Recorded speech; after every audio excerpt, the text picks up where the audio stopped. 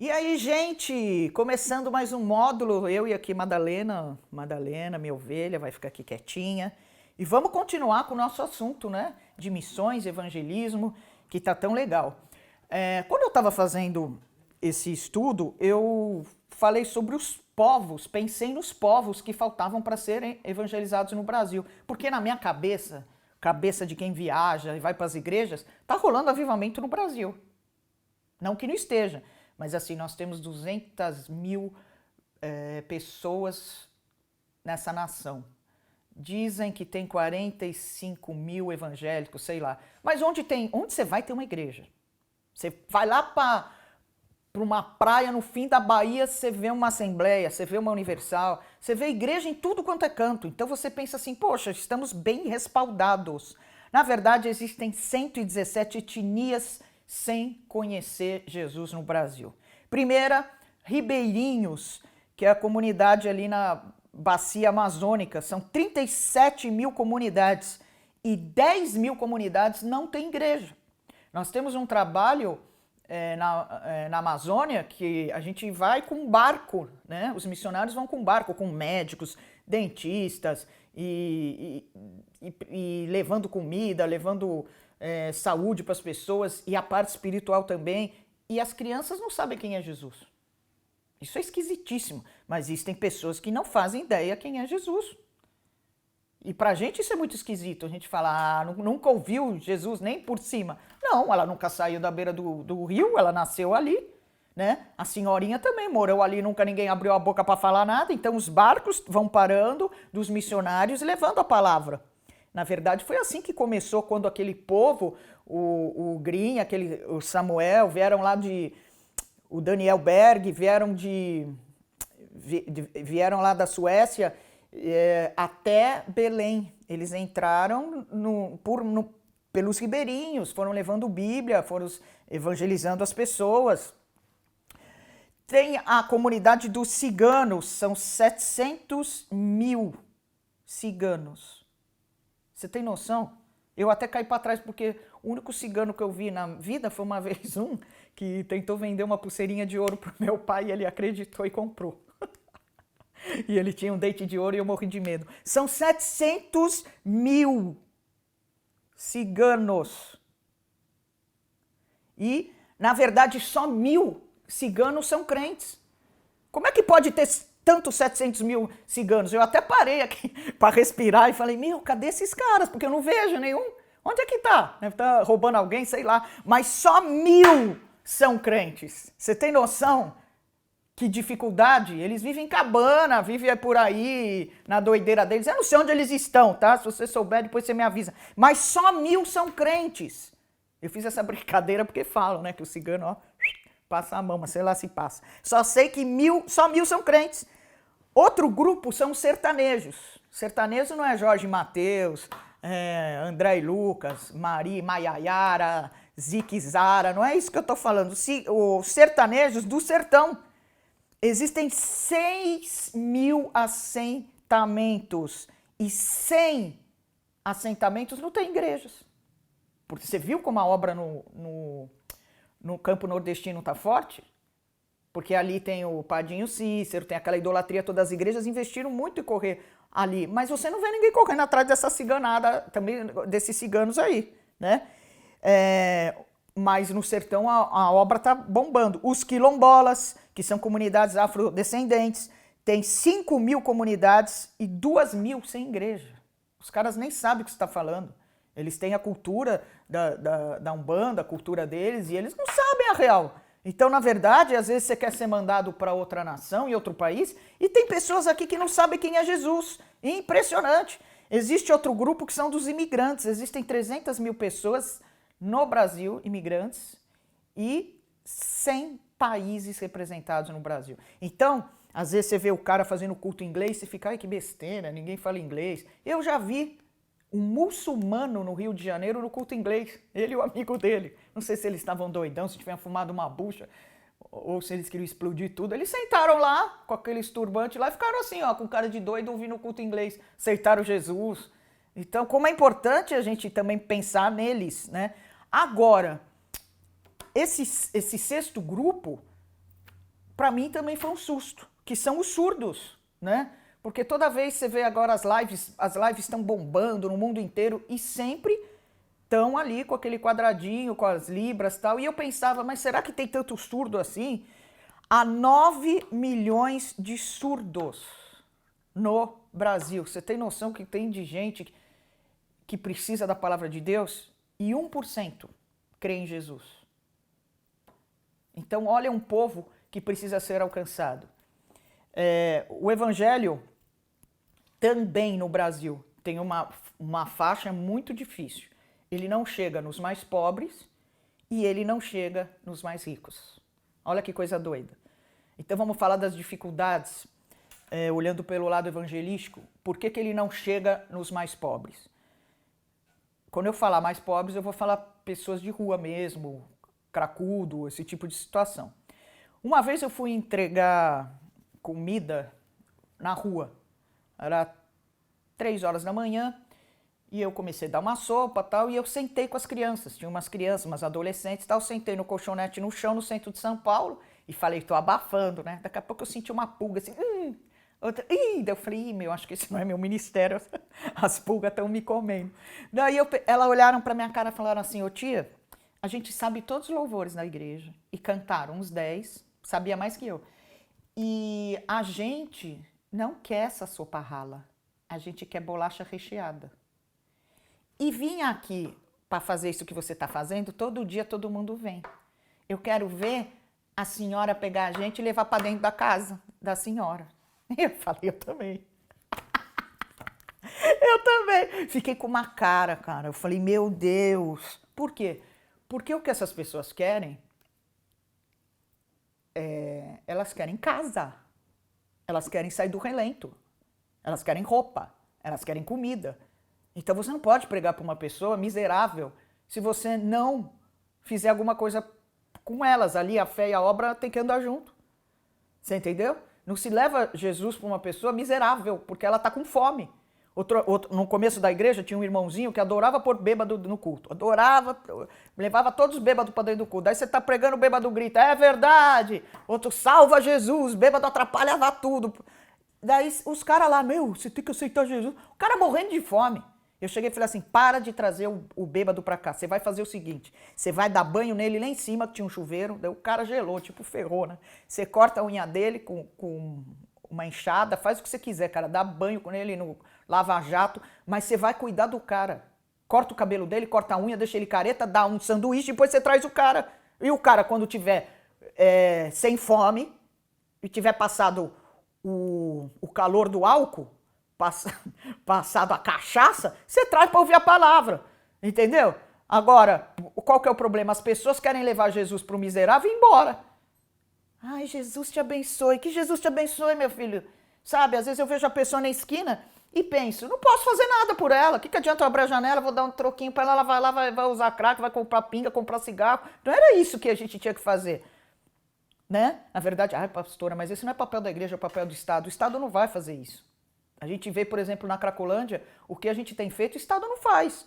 Né? Que por exemplo, esse período de pandemia, de quarentena, são 3.000 comidas no café, no almoço e na janta, né? Então, o Estado lá fez isso. Outro dia queria fechar a igreja, fechar a igrejinha do meio da Cracolândia, que a gente tem uma igreja na Rua Helvétia, que é no meio do burburinho da Cracolândia. E o pastor fica lá se matando, Mas o quê? Depois que você dá comida e tira o fogo da pessoa e tira o poder da droga, você vai trocar ideia. Eu vejo os vídeos que ele me manda. Manda um beijo pra pastora aí. A pessoa acabou de chegar na igreja. Ela, pastora, a câmera tá aqui, ela tá olhando pra lá. Nós, leque. Ela não tá olhando pra minha cara, entendeu? Então, eu vou ficar pregando pra uma pessoa que não tá me ouvindo? Então, eu acho que assim, que esse povo que precisa de Jesus Cristo, ele precisa de obras. Então essas pessoas precisam do dom da misericórdia e precisa sim ter uma ação. Por isso, gente, que é tão importante a gente ter governantes que sejam de Deus. Porque eu duvido que um homem de Deus que esteja no poder não se preocupe com o miserável. Então, quando essas pessoas tiverem estrutura, elas vão ouvir a palavra de Deus. Então, essa é a dificuldade do povo miserável. Qual que é a dificuldade do povo muito rico? As pessoas muito ricas, elas elas acham que elas são salvas pela filantropia. Então eu ajudo assistência, eu ajudo uma fundação, eu ajudo isso, eu ajudo aquilo, eu não faço nada demais, eu não faço nada de errado. Se eu tiver que me converter, eu vou ter que sair da minha vida boa, porque a vida de riqueza e luxo é uma vida atrativa, vou ter que parar de trair a esposa, vou ter que parar disso, vou ter que parar daquilo. Então, assim, o confronto com eles é muito complicado. Mas isso tem se transformado, graças a Deus, nessa nação. Deus tem levantado homens financeiramente abençoados por Deus, e por isso o reino está avançando, né? Por quê? Porque na hora de um câncer, na hora de uma enfermidade, você pode estar no Sírio-Libanês, você pode estar no maior hospital da face da terra. Se você não tiver Jesus, você vai estar ali igual todo mundo. Eu cansei de orar por pessoas que pediram oração no leito da morte. Mas precisa chegar no fim da vida para descobrir que não teve nada e que não tem nada? Então é exatamente isso a dificuldade. O que os meus amigos vão pensar de mim, né? Essa é a primeira coisa. O que os meus amigos ricos vão pensar de mim, porque crente é um ser cafona. Segundo lugar, eu tenho a minha tradição, e normalmente é uma tradição católica, né? Então a pessoa, ela acha que é aquilo que vai salvar ela, então ela está debaixo de um manto de idolatria, e é uma dificuldade muito grande para isso ser rompido. E fora que o amor ao dinheiro é a raiz de todos os males. Então essa pessoa, ela se prostra para Mamon, ela tem uma aliança muito grande com o dinheiro. Você vê, por exemplo, eu vi outro dia um assalto nos Jardins, que o cara viu o Rolex do senhorzinho. O senhorzinho estava com um Rolex daqueles verdadeiros e não estava de carro, e estava de carro blindado, só que o carro blindado não tinha isso filme. Ele parou ali num dos faróis dos Jardins, o cara viu ele e correu atrás do carro dele. Chegou na empresa, ele viu que o cara queria o relógio dele. De vez ele tirar o relógio e falar, cara, pelo amor de Deus, eu dei mole, eu devia estar de Rolex aqui, né? Ele entrou para a empresa correndo, o ladrão entrou correndo atrás dele, porque foi letra dada, e matou esse senhor. Eu vejo pessoas que têm dinheiro que brigam com a chave do carro com o ladrão, mesmo tendo seguro, porque o cara vai levar o carro dele. Então é uma aliança demoníaca com o dinheiro. Então é algo muito, muito estranho. Mas só pode ser quebrado isso quando a pessoa se apaixona pelo Espírito Santo.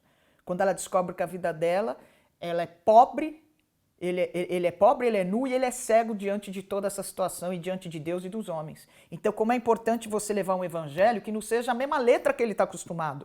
Porque o evangelho da letra, ele mata. Mas o evangelho cheio do Espírito Santo, ele muda a vida da pessoa. Por quê? Esses ricos, eles estão acostumados com feitiçaria. Então, eles estão acostumados o quê?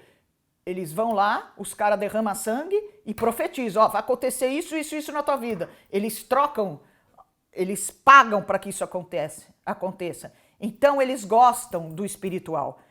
Outra vez eu estava na igreja, chegou uma menina, meu pai é dono de um banco, e ele tem helicóptero, e ele tem não sei o quê, então você tem que fazer um culto mais assim. Eu falei, então teu pai veio no dia errado, porque eu tô cheia do Espírito Santo, aleluia! Eu tava na glória, cara. Daí começou o culto, eu já chamava a cara, derrubando todo mundo. Cara, sabe o que aconteceu? O cara tava acostumado com o sobrenatural. Então, às vezes, você pensa, eu vou evangelizar um rico, não posso chegar falando muito assim. O cara tá acostumado, meu filho, a derramar sangue de galinha na cabeça, de ver bode quebrando a cabeça. Então, você não fica com esse medo, não. O cara, quando viu a glória descer na igreja, foi a coisa mais engraçada. O tiozinho levantou assim, ó, lembro até hoje, tava com uma jaqueta amarela, ele,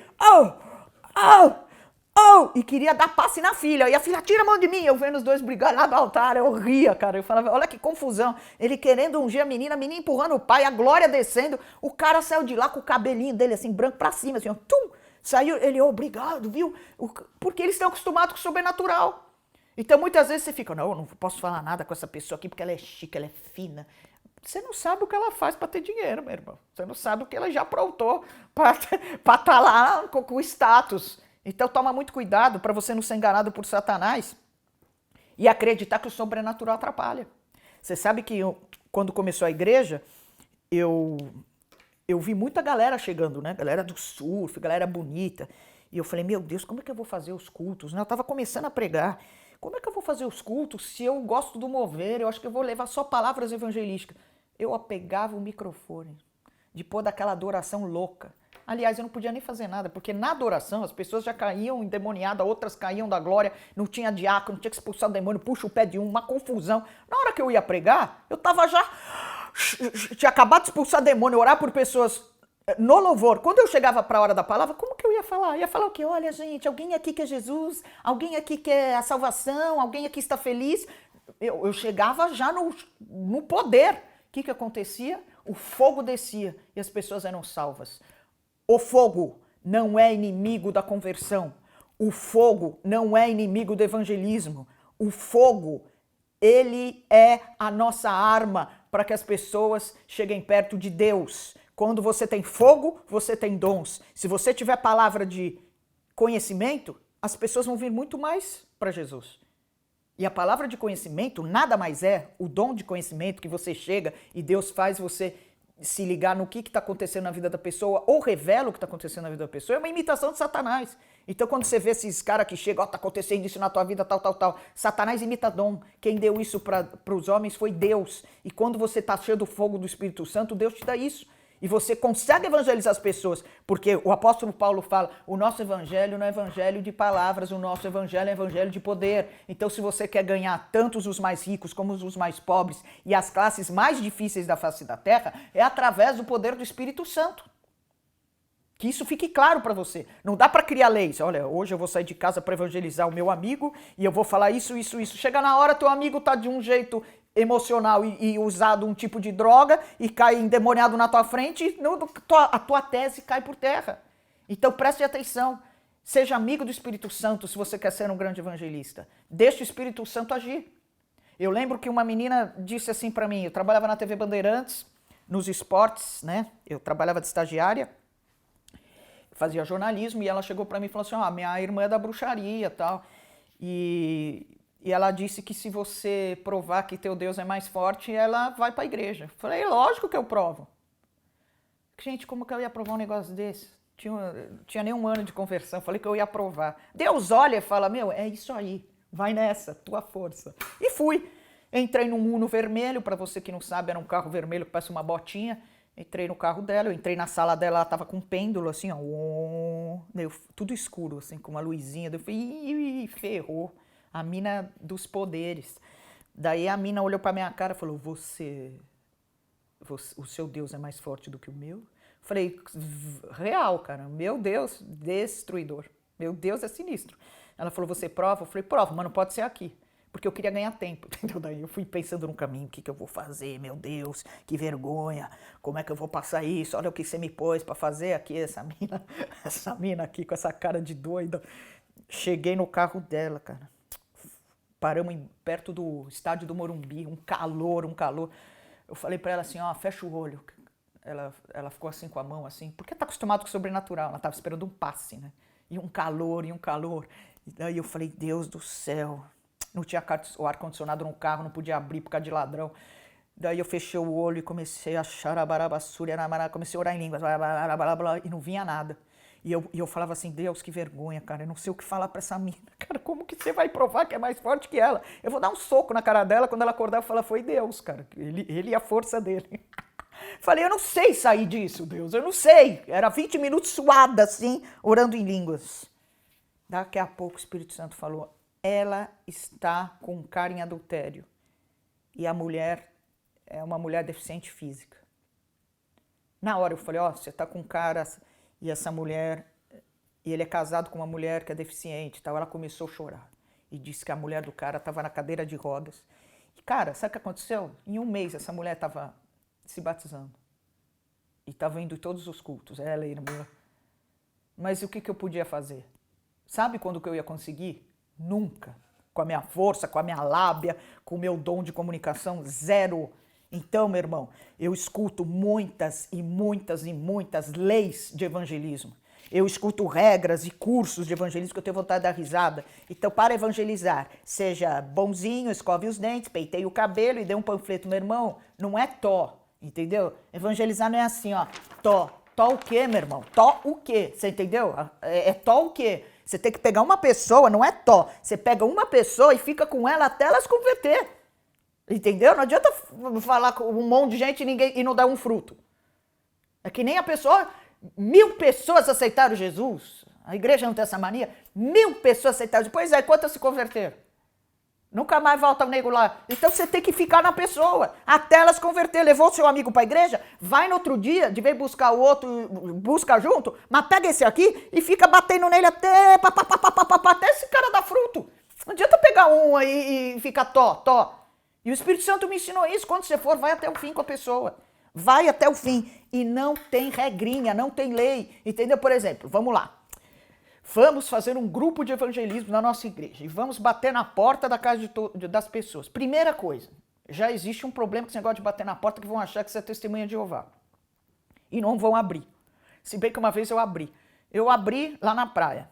Falei, quem é? Tinha acordado, só tava eu. Tava me preparando para ir pra praia, tava de biquíni e canga amarrado. O cara gritou, testemunha de Jeová. Eu falei, pera aí que eu já vou. Falei, ó Deus, vamos pegar eles de jeito, né? Abri a porta, falei, e aí, meu? Ele, a gente veio entregar uma revistinha pra senhora, porque aqui 144 mil vão pro céu. Falei, peraí, mas 144 mil? E como nós dois vamos entrar? Porque vai ter, ó, a concorrência, acho que já foram, meu, a gente não tem... E ele ficou sem resposta e eu fui discutindo Bíblia com ele. Daí eu falei, vamos parar de brigar e vamos fazer uma roda de oração. Daí ele tava com a revistinha dele, assim, tudo dentro da mala. Daí meu labrador, que era crente, era meu labrador marrom primeiro, Joshua, era assim, ministro de libertação, diácono louco. Pegou as revistinhas e saiu correndo pelo corredor, rasgou tudo. E eu, Daí fomos orar, fizemos uma roda. Eu falei, ó, primeiro vocês, né, pra deixar a oração fria primeiro. Daí o cara começou, Deus, Senhor, Monsenhor, que estás nas alturas da Paraná. Daí ele chegou na minha vez e ele falou, você tem que pôr o véu. Eu falei, pô, mas se eu pôr o véu, tá com a canga amarrada, vai ficar ruim, eu tô de biquíni aqui. Daí eu pus o véu na cabeça, assim, pus uma canga. E falei, meu Deus, o que eu tô fazendo? Cara, quando eu comecei a orar em línguas, cara, segurando eles, assim, aqueles começos de conversão, cara, eu chacoalhei aqueles dois tios lá. Meu, sabe quando o cara só faltou aceitar Jesus de novo? Fiz os dois chorar, cara. Sabe, coisa que eu não teria disposição agora. Mas quando o Espírito Santo derrama unção sobre a sua cabeça, quando o Espírito Santo te usa, você consegue fazer qualquer outra coisa. Mas vamos voltar para lá. Eu quero entrar na casa das pessoas, tá? Vamos lá, eu quero entrar na casa das pessoas. Se eu entrar batendo na porta, você vai assustar as pessoas. Por que você já não vai no grupo de quem você conhece? Né? Ou, por exemplo, você tem uma reunião dentro da tua casa, eu vejo um pastor, o Jorge Linhares, fez uma célula que eu adorei o que ele fez. Olha que estratégia doida. Vamos sortear um Nike na célula. Todo mundo foi para a célula. Todos os adolescentes esperando o Nike. Ficaram lá, né? Para receber. Então use estratégias. Não saia assim, sem o Espírito Santo te mandar. O Espírito Santo não te mandou? Não vai. Teve uma época que eu tinha que fazer Rio-São Paulo, Rio-São Paulo, Rio-São Paulo. Eu ia de mochila, cheia de Bíblia, CD do Bola, Biblinha, que era uma Biblinha evangelística e tal, e dava para os artistas no avião e tal. Mas eu não dava para qualquer um. Eu ficava assim, Deus, me mostra, não faça eu passar vergonha, porque os caras iam me dar um toco, né? Eu queria tomar um fora na frente dos outros, né? Eu nunca tomei um fora, porque o Espírito Santo me dirigia. Senta do lado daquela ali. Eu sentava e o Espírito Santo me ensinou, não pede nada. Que essas pessoas estão acostumadas, esses artistas, a pedir coisa, dá. Eu dei uma Bíblia para Roberta Close, a hora que ela abriu, ela disse para mim, nunca me deram uma Bíblia na vida e eu nunca abri uma Bíblia. Naquele dia Deus falou para mim, sabe quantos crentes passaram por essa mulher? Sabe quantos crentes passaram analisando para ver se era homem, se era mulher?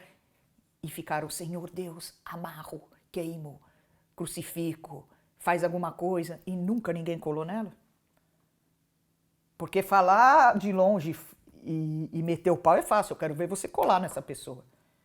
E ali eu conversei com a pessoa que estava comigo, eu falei, como Deus é bom, cara. Como é bom a gente ouvir a voz do Espírito Santo, porque imagina um dia Deus me mostrar essa mulher no céu e falar, pô, ela passou e você não viu.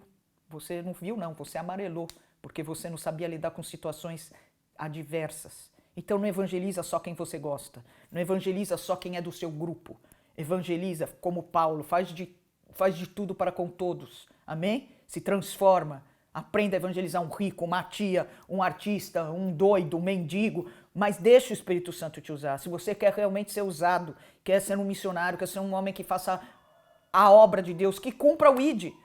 Porque a única ordem que Jesus deu foi ir de pregar o evangelho a toda criatura. Não é opção. Ai, mas eu sou covarde, mas eu tenho vergonha. Meu irmão, não é opção. A gente tem que enfrentar isso. Eu amo missões. Você ama missões? Então, em primeiro lugar, tenha uma igreja e seja submisso ao seu pastor para não morrer no campo e nem morrer de fome. Tá? Nem morrer de fome. Eu conheço pessoas, Deus me mandou não sei para onde, eu não tenho dinheiro. Você não tem dinheiro? Não vá, meu filho. Por que os outros têm que pagar a tua missão? Você tem que ter igreja, quem tem que pagar a missão é o pastor. Não, mas a minha igreja não paga, então você vai para outra igreja, você quer ser missionário. Agora, não inventa esse negócio. Eu vejo pessoas no Instagram, estou indo com a minha mina para a Austrália, deposite aqui para ajudar a nossa missão. Meu irmão, você não está na igreja? Quem te mandou para a Austrália? Você vai lá fazer o quê? Pentear canguru? Quem te mandou para lá? Se Deus te mandou para lá, ele vai respaldar. Quem envia, cuida, respalda. Amém? Se Deus te mandou, ele cuida de você. Deus não ia te mandar para te largar lá? Então seja submisso à igreja. Senão você morre no campo, você volta sem nada nas mãos. Você volta sem nada nas mãos. Você tem que ir se Deus mandar através da vida do seu pastor. Seja submisso a uma igreja. As portas do inferno não prevalecem contra a igreja. Hebreus 10, 25. Não deixe de ir para a igreja como alguns estão fazendo. Amém? Mas eu sou a igreja, eu estou em casa. A gente que é pastor, se a gente viaja e fica um tempo sem ir para a igreja, isso é horrível. Nós temos saudades do Espírito Santo, da comunhão, da glória, de adorar, de louvar. Deus habita no meio dos louvores, a presença de Deus é notória dentro de uma igreja. Você precisa de um líder, você precisa de um pastor. Seja submisso ao seu pastor. Seja submisso a uma igreja. Não dá para você ficar sem igreja pulando de galho em galho de movimentos. O mundo espiritual não respeita movimentos. As portas do inferno não prevalecem contra a igreja. Você não pode ter 10 mentores. Eu gosto desse pastor, eu gosto desse, eu gosto desse, eu gosto desse. Você tem que ter um líder, você tem que ter um pastor, você tem que ter alguém para você ligar de madrugada, para pedir direção, para você ser doutrinado na mesma visão. Então não fica achando que eu tenho Jesus no coração e tudo vai dar certo. O mundo espiritual não respeita isso. A Bíblia deixa clara, é contra a igreja, que as portas do inferno não prevalecem. Você vai acabar apanhando com isso. Então se submeta à visão. Dói, ainda mais num tempo onde pessoas não obedecem ninguém e um tempo onde ninguém respeita ninguém. Princípio espiritual da honra, da obediência, ela trata o nosso caráter, ela molda-nos. Se você não é capaz de ser submisso a um homem que Deus levantou, com certeza você não é submisso quando Deus te mandar fazer alguma coisa. Porque Deus usa o anjo da igreja, Deus usa um homem, às vezes até para fazer coisa errada. Coisa errada que eu estou falando é na tua vida, te dar uma direção errada, para mostrar para você o quanto você tem que se submeter. Depois ele vai lá, arruma a situação, pede perdão. Pode ter acontecido com você, mas isso não justifica você sair de igreja. Não justifica a pessoa falar não para você, então eu vou embora. A pessoa fala, não tá certo, então eu vou embora daqui. Quantas igrejas você já parou? Você não parou? Eu conheço pessoas que já estão na 5ª igreja. Porque eu não gostei do que fizeram. Não gostou, ora. Mas não sai correndo de igreja como se fosse academia. Se submeta à visão. Se submeta. Não entendi direito o que o cara quis fazer, mas eu estou debaixo da visão. Amém? Aprenda a viver debaixo de cobertura. Porque isso é saúde para a tua vida espiritual. Tá bom? Eu te espero. Vamos terminar esse assunto aí no 3º módulo.